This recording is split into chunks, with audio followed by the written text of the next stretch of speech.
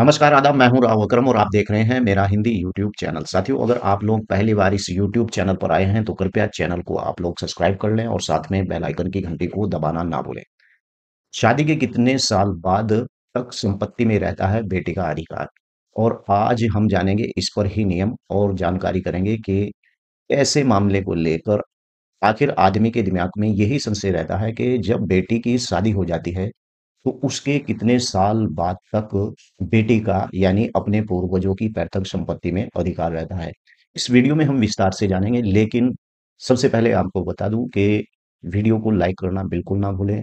अगर चैनल पर आप पहली बार आए हैं तो इसे सब्सक्राइब कर लें। तो चलिए वीडियो को विस्तार से कानून में बेटियों को अब बेटी के समान ही संपत्ति का अधिकार प्राप्त है और सब लोग जानते हैं कि वर्ष 2005 से ये अधिकार यानी लागू हुए थे और ये एक 2005 में एक संशोधन हुआ था। बेटी को और बेटे को बराबर का अधिकार यानी कि दिया गया था।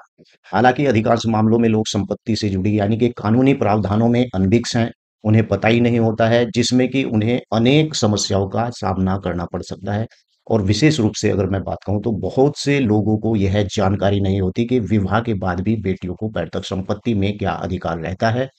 संपत्ति अधिकार की जानकारी न होने के कारण यानी कि कई परिवारों में इसी प्रकार का मतभेद और विवाद यानी लगातार उत्पन्न होते संपत्ति वितरण विवरण के लिए जो कानूनी प्रावधान है, क्या है? संपत्ति का जो वितरण है, यानी कि संपत्ति जैसे कि आपकी कोई पैतृक संपत्ति है और उसमें बेटी का भी अधिकार है, बेटे का भी अधिकार है, तो ऐसे वितरण के लिए यानी कि कानूनी प्रावधान भी हैं। और भारत में संपत्ति के बंटवारे को लेकर विभिन्न प्रकार के यानी कि नए नियम बनाए गए हैं, जैसे कि उत्तराधिकार अधिनियम 1900 यानी 65 में लागू किया गया था, जो देश की संपत्ति के बंटवारे और नियमों को निर्धारित करता है। और यह कानून यानी हिंदू, बौद्ध, जैन धर्म यानी सिख के जो मानने वाले लोग होते हैं उन पर इस प्रकार का ये नियम लागू होता है। इस कानून के अंतर्गत यानी कि संपत्ति का बंटवारा और उत्तराधिकार की विरासत संबंधी यानी कि जो नियमों की ये निर्धारित किया गया है, जिसमें सभी वारिसों को न्याय संगत यानी हिस्सा मिल सकता है। 2005 मैंने आपको शुरू में ही बताया है कि 2005 में इस प्रकार का एक महत्वपूर्ण संशोधन लाया गया था। भारत में यानी कि बेटियों को अपने माता-पिता से संपत्ति का कोई हिस्सा नहीं मिलता था इससे पहले। लेकिन समानता और सिद्धांत पर चलते हुए यानी वर्ष 2005 में हिंदू उत्तराधिकार कानून में एक महत्वपूर्ण संशोधन किया गया, जिसे मैं आपको बता रहा हूँ। इससे पहले बेटियों को संपत्ति में अधिकार नहीं मिलता था। इस संशोधन के बाद यानी बेटियों को भी बेटों के समान ही यानी माता-पिता की संपत्ति में हिस्सा मिलने लगा और कई संशोधन महिलाओं के लिए यानी अधिकारों की दिशा में एक क्रांति का बहुत बड़ा कदम था। जैसे कि बेटियों को आर्थिक रूप से यानी सशक्त बनाने और महत्वपूर्ण भूमिका निभाने 2005 में इस प्रकार का संशोधन में पहल हिंदू उत्तराधिकार कानून के अनुसार केवल अविवाहित बेटियों को ही अविभाजित हिंदू परिवार में सदस्य माना जाता था। इस कानून के तहत यानी बेटी के विवाह के बाद अब अपने पैतृक परिवार की अभी अविभाजित जो संपत्ति है उसका सदस्य नहीं रहती थी। इस प्रावधान के कारण यानी कि जो विवाह के बाद बेटियों को उसकी पिता की संपत्ति के अधिकार से वंचित यानी होना पड़ता था, जो महिलाओं के लिए एक अन्यायपूर्ण मामला हुआ करता था। विवाह के बाद बेटियों का जो अधिकार है उसमें परिवर्तन हुआ है। 2005 संशोधन के बाद यानी कि जो विवाहित बेटी के अधिकारों को महत्वपूर्ण बदलाव आया है और इसमें अब विवाह के बाद भी बेटी अपने माता-पिता की संपत्ति में कानूनी वारिस बनी रहती है। पहले ऐसा नहीं होता था। पहले शादी कर दी जाती थी तो बेटी अपनी पैतृक संपत्ति में अपने पूर्वजों की इस प्रकार का कोई अधिकार नहीं रखती थी, लेकिन वर्ष 2005 के बाद बेटी भी इसी प्रकार से वारिस उस संपत्ति में बनी रहती है।